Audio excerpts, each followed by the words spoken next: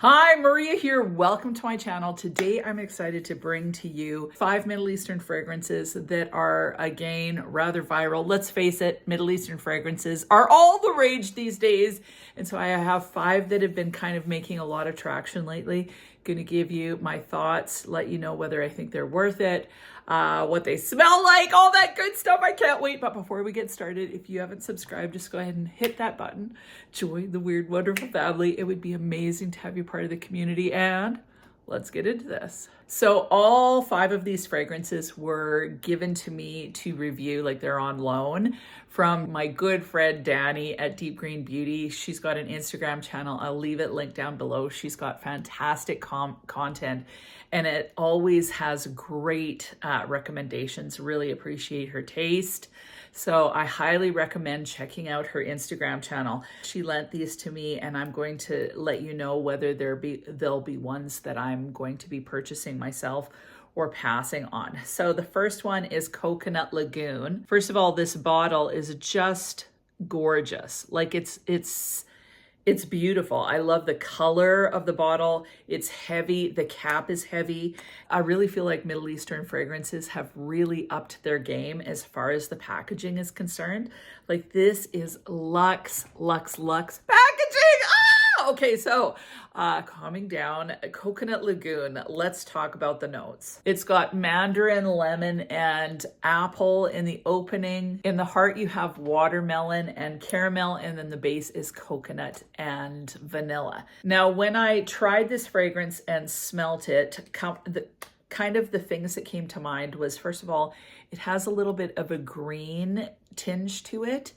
So I get a lot of that kind of lemon, but it almost comes across limey to me. And it reminded me of Malibu Party in the Bay by Simon Andreoli, or something like Creed Virgin Island Water, although I don't think it's a dupe for either one of these. It also gives me almost like the green in it reminds me a little bit of Chanel Chance Eau Fresh, but like if you took that kind of green, like fresh note in Chanel Chance Eau Fresh and mixed it with coconut water and that sort of thing. It's got a little bit of a musky feel to it as it dries down. I think it's a gorgeous fragrance. It's definitely got a green feel to it, so it feels refreshing as opposed to like coconut fragrances that can feel a little bit thick or a little bit sweet. I don't find this to be overly sweet at all, just amazingly refreshing. Yeah, just it's mouth-watering. I get, when I smell it on the paper, I get kind of a grapefruity vibe for sure, but somehow it feels limey to me. Again, it could be the color because power of suggestion is major for me, but it gives me that citric vibe mixed with like almost a coconut water, but a little bit sweeter than just plain coconut water with that vanilla in it. I wouldn't say I notice watermelon per se, but there's a watery, fruity vibe to this. Again, not too sweet. It's got this green feel from the citrus with kind of a coconut water vibe. It's freaking awesome. Like, I just love it. This is definitely one I'm going to be purchasing for sure. Like for those hot summer days, like this is a staple. If you live in the southern states or somewhere warm elsewhere in the world, you need this in your life. Like it's affordable. It's fantastic. And definitely you're going to get better longevity than you would with something like Virgin Island Water, which I think just lasts a few seconds. Basically, it's so fleeting. Fraction of the cost, and you're getting kind of that same vibe. So I highly recommend this one. As far as longevity is concerned, it's still not beast mode, but it lasts on the skin. Like projection, I'm not sure. I can't speak to that. Like I've tried it a couple times, but I don't notice it. Like you'd have to spray pretty good. But as far as lasting on your skin where you can actually smell it and there's a scent bubble, you're going to get at least 5-6 hours out of this, maybe even more. So definitely for those hot summer freshies that we're looking for, but we want better longevity than like 3 hours. definitely worth the money. Oh, I have to have this one. Seriously, it's so good, guys, like really good. And I'll have all the links down below. And just so you know, some of them are affiliates, so I make like a few cents, or sometimes I make 10%. Sometimes I don't make anything depending on the company. So anyway, but I'll have everything linked down below. I love this. The next one is Soir, I think. Soir by Fragrance World. This is the bottle. Again, it's absolutely gorgeous. Like the packaging is amazing. This is plastic, but it looks so luxe, so rich.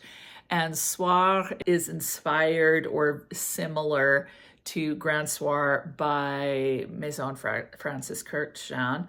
So this one, the other thing it's like is Eternal Oud by Lattafa. So I have Eternal Oud. I prefer this one. Essentially what you're getting is a beautiful kind of smooth amber. This has lavender, orange, and black pepper in the opening, vanilla, sandalwood, and cedar in the heart, and amber, labdanum, and patchouli in the base. This is very smooth. It's sweet. Somehow I found Eternal Oud to be a little bit more masculine, a little bit more woody. This one is definitely smoother. You're getting that beautiful amber, and it's more unisex, so not masculine leaning. So I think that this one, I would say this one's closer to Grand Soir in my opinion. Although I don't think either are exact dupes, but this one I think is better. This one is definitely more smooth, richer somehow. The longevity is amazing on this. This isn't my favorite scent profile. Like I struggle with straight up ambers, and that's, to me, that's what you're mainly getting, is more of that amber smell. And like, it's nice, but it's not something I gravitate towards a lot. If I sell my Lattafa Eternal Oud, this would be the one that I would replace it with, but I don't know if I would ever bother even, because it's just not my favorite scent profile. But for those of you that love amber, fantastic option, and definitely better than Eternal Oud by Lattafa. I just think it's gorgeous. Plus I like this bottle way more. It's way more classy. Gorgeous! The next one that I have for you that I was so excited to try is Artisan Ethnique by Lattafa. First of all, this bottle is just gorgeous.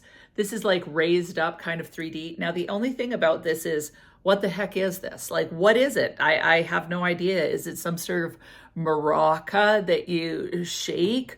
Is it some sort of weird fancy dessert? Like, it's, to me, it looks like it's been AI generated, and it's just weird, but not unappealing. Like, there's something about this that I just love. It's weird and wonderful.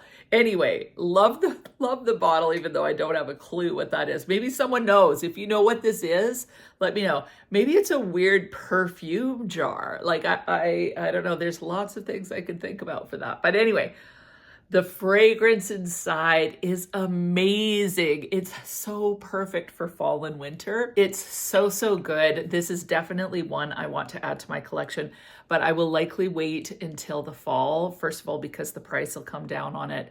Second of all, it's more fall appropriate. I'm getting all excited for spring and summer fragrances, but this is definitely one that I want to add to my collection. This has rum, cinnamon, and sugar in the opening. In the heart, it has caramel, coffee, cacao, and oak moss. And then in the base, we have vanilla, tonka bean, cashmere wood, and labdanum. This is supposed to be similar to Sugar Addict by Born to Stand Out. I've not actually smelt that fragrance, but this, it just smells spicy, a little boozy. It's kind of like that gourmand vibe with some coffee. Not cardamom, but I definitely get that coffee feel, but it's not like uber coffee. It's like coffee's a note in the fragrance. It kind of reminds me of the filling of a cinnamon roll. So sugar, cinnamon, a little bit of booziness, a little bit of a, I don't know, just mouth-watering caramelized vibe, but with lots of those spices. But the spices aren't overwhelming. They're just, it's just, honestly, it's beautifully blended. Like, really enjoy this one. If you like the warm, spicy, slightly sweet vibe for fall and winter, this is definitely worth getting. Like, I definitely want this. It's also long lasting. So you're looking at a good 7-8 hours for sure. So really, really enjoy this one, but I'm going to wait to purchase it until the fall. But it is gorgeous. The next fragrance is by Catalage and it is called Fursan White. Again, these bottles are just gorgeous. Glass bottle, heavy metal cap. Like the packaging is very, very luxe. So even though you're getting this for such a great price, you're getting luxury packaging. So honestly, I'm just blown away by the quality of packaging and honestly, the quality of the fragrance. So Fursan White is a very interesting fragrance. It feels kind of vanilla, powdery, musky. It has jasmine and bergamot in the opening, coconut musk and almond in the heart, and the base has vanilla, cedarwood, and nutmeg. Now, I found that this one actually lasted a long time. And it's kind of an interesting fragrance for me because it's not my normal MO. Like it feels kind of musky, powdery, vanilla. It's not too sweet. The powdery, whatever, has never been my vibe. But lately I'm really starting to like musks. I'm liking fresher fragrances these days. I feel like I'm having a bit of a morphing time lately. Not enjoying the sweet stuff quite as much. Like I still love gourmands who love the sweet stuff, but I'm craving, I think because of the season and wanting the nicer, lighter things. This one is actually really beautiful. And I'm on the fence as to whether I'd get it because I'm not sure how much I would wear it, but I think it's fantastic. It's definitely a fragrance that I think would be appropriate for the office signature scent. There's something about it that's girl next door, your skin but better, sensual at the same time. It's supposed to smell similar to Vanilla Powder by Matière Primé. I've never smelled that fragrance, so I can't weigh in about that. If you have smelled both, please let us know in the comments. But I really, really like this one. I was shocked that I liked it as much as I did. I really find it to be sensual. I definitely get a lot of that musk. I notice a hint of that almond. So for me, vanilla, it's not just an entirely vanilla fragrance. You get a vanilla-esque almond musk. So it creates this fuzzy component that feels musky, and it's at the same time like really sexual and sensual. I'm talking myself into it. This is one that I will likely get because I just can't believe how gorgeous it is. It's a fantastic, classy, sophisticated, your skin but better, fresh fragrance. This would be a fragrance where if you want to keep it understated so that you're not just a bombshell coming into a room at work or whatever, I think that this would be really, really perfect. So I'm really impressed with it. Like I imagine a woman wearing kind of a white suit, a little bit more dramatic cut, like, you know, nipped in the waist, coming out a little bit longer, maybe an angled hem somehow or jagged something, like long kind of flowy pants, high heels, hair pulled back with a bun or a ponytail at the back, quite slick, clean, tidy. That's the vibe I get. So even though this is uber feminine, it still has an edginess and a power to it, if that makes sense. So I'm really impressed. Like I'm really impressed with this. So definitely I am gonna get it. The fragrance that is the most hyped up is Anna Abiyedh Coral, and this is by Lattafa. So again, bottle, gorgeous. Like this one's probably the least gorgeous out of all of them, but it's still gorgeous. It's heavy. Now, I had heard that this was similar, like it's likened to Three L'Impératrice or Wave Child, and I think that this is closer to Wave Child. It's still not an exact dupe, and I do have Wave Child, but it's very, very similar. This says watermelon, peach, and orange in the opening. In the heart, it has coconut and white flowers, and the base has vanilla, amber, and musk. The watermelon in here smells a little more Jolly Rancher than Wave Child, but it's still really good. As this sits on the skin, it becomes very, very similar. Like you can definitely tell that they were trying to create something very, very similar to Wave Child. So definitely inspired by, as soon as I smelt it, I'm like, Wave Child. Trois l'Impératrice, it's more watermelony, it's a little bit more tart and more musky than Wave Child, which is a little bit more sensual. It's got that coconut in it. It's a little bit smoother and thicker feeling. This one fits kind of in between the two, but leaning closer to Wave Child. So the like I said, the watermelon feels a little bit more synthetic, a little bit more Jolly Rancher candy, Jolly Rancher watermelon, like completely. As this dries down, it does get really, really similar. The longevity on this is killer. Out of all of these fragrances, the longevity on this is the best. And I never get rid of that watermelon vibe. And the watermelon, although it's Jolly Rancher in the beginning, as it morphs on the skin, it warms up and becomes a little bit more richer and smelling similar to the watermelon in Wave Child, which somehow smells really luscious and really real. So this one, even though I have Wave Child, like because I have Wave Child, if I didn't have Wave Child, I would purchase this. If you don't want to spend the coin, this is a fantastic alternative. I may pick this one up just simply because Middle Eastern fragrances, you guys are always wanting to know about them, and this is a really excellent one.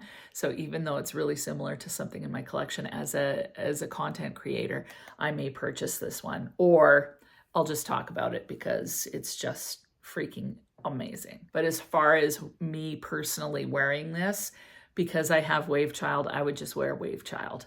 But if you don't have Wave Child, and you're wanting something more affordable, this is a fantastic option that's going to give you the same vibe for sure. So Grand Soir would be the one that I wouldn't purchase, but I think it's fantastic. If I were rating these, I would put this in 5. This one would be 4. They're all fantastic though, like seriously. 3, 2, and 1. Out of all of them, these are my favorite choices. So even though Artisan Ethnique is gorgeous and I want to get it for the fall and the winter, these honestly are better options just as far as like heading into the summer. This one is just great all year round. Like this is a very versatile, easy reach type fragrance. And if you live in warmer climates, especially this one, Coconut Lagoon, phenomenal. So these 3 heading into spring and summer, you literally can't go wrong with. Weigh in the comments if you've tried any of these, if they're fragrances that you're interested in getting. If you've tried them, weigh in, let me know what you think. And you can go ahead and rate them if you want. So if you've tried all of them, rate them in what order you think that they should be in. It's always helpful for everyone. And I'm definitely getting these 2. I talked myself into this one. This is a must-have for me. This one, I think I have to have it in my collection because it's sexy, but kind of like, you know, do I just smell that amazing or do I have perfume on? That's the vibe of this one. And then this one, if I didn't have Wave Child, I would definitely be buying this one as well. But I'm not sure I want it because I've got that one. And I have 3 l'Impératrice as well. So I don't know if I want another watermelon one right now, but if you're in the market for watermelon one, that one's fantastic. So again, everything will be linked down below. I loved trying these fragrances. It's so fun to try out new Middle Eastern fragrances for you guys. So that is it. Have an amazing week, and we'll talk to you soon.